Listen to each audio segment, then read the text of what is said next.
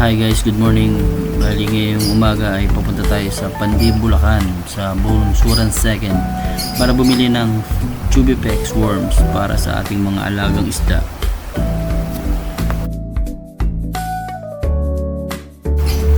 Bali ngayon is mapapansin nyo nasa Bustos, Bulacan tayo. Galing kasi tayo sa Walter Mart Baywag. Hinatid muna natin ang ating boss amo manager papasok ng kanyang work.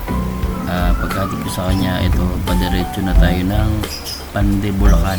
Bali dito tayo dumaan sa looban kasi sabay pa. At ito na nga, nakarating na tayo sa Bunsuran 2nd kay Ate Shirley. Dito tayo laging bumibili ng Chubipex. Bali sa kanya is 100 per tabo. Ayan, bali yan.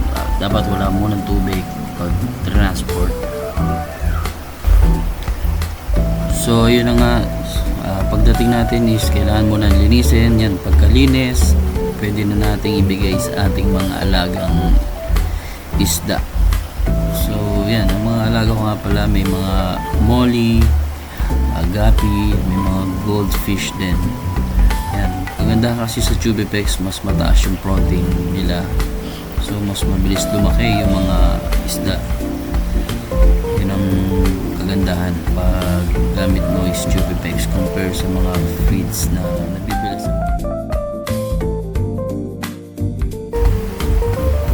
yan. Bali ito namang next is yung ating gapi na blue koi short body. Yan, dati tatlo lang yan, ngayon siguro mga nasa almost 20 pieces. Then next natin itong walang kamatayang full gold gapi. Una kong alagang mga gapi, so yan, naparami ko at may mga nabentahan na rin akong pet shop na malapit dito sa amin. Ito pa sa isa kong mas malaking tub, andyan yung mga malalaki ko ng paanak na mga full gold gapi.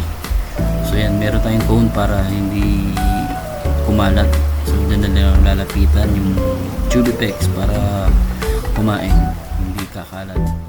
So ayun lang, na-share ko lang kung paano mag-feed ng Chubipex. Maraming salamat at happy fish keeping.